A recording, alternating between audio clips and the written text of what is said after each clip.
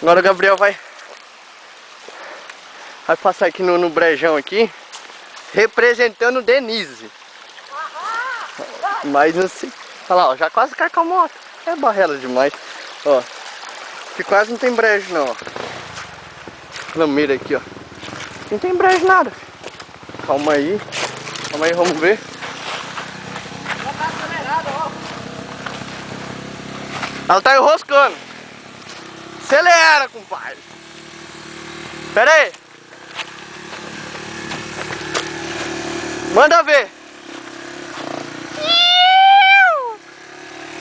Tô vendo esse moleque atolar e cair aí, quer ver?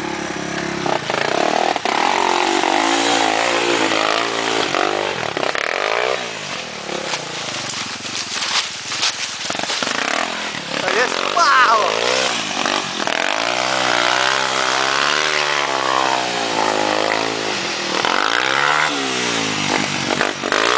Ó, assim ó, dá, queima ela com a embreagem. Para. Tenta tirar ela do buraco. Desce. Vamos deixar ele se matar um pouquinho, vamos ver se vai dar conta. Tira ela do buraco. Aí. Aí. E não, gurizão? Agora você... Gaieira do caralho. Tem que ter uma sala VIP aqui pra me filmar, ué. Oxi. Pera, monta nela, acelera. Para. Vai dar conta não.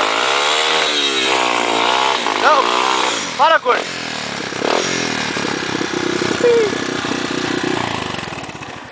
Ih, tá fraquinho. Esse daí tá fraquinho. Rosquei. Vou tirar essa porra de novo. Tô morto já, moço. Já dá pra ver. Não tá difícil, não. Vamos ver. Graça.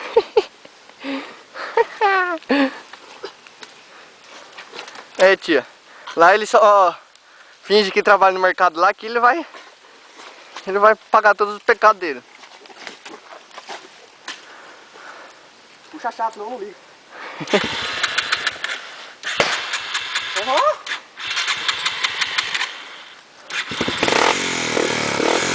Ó, aqui você acelera. Pera aí.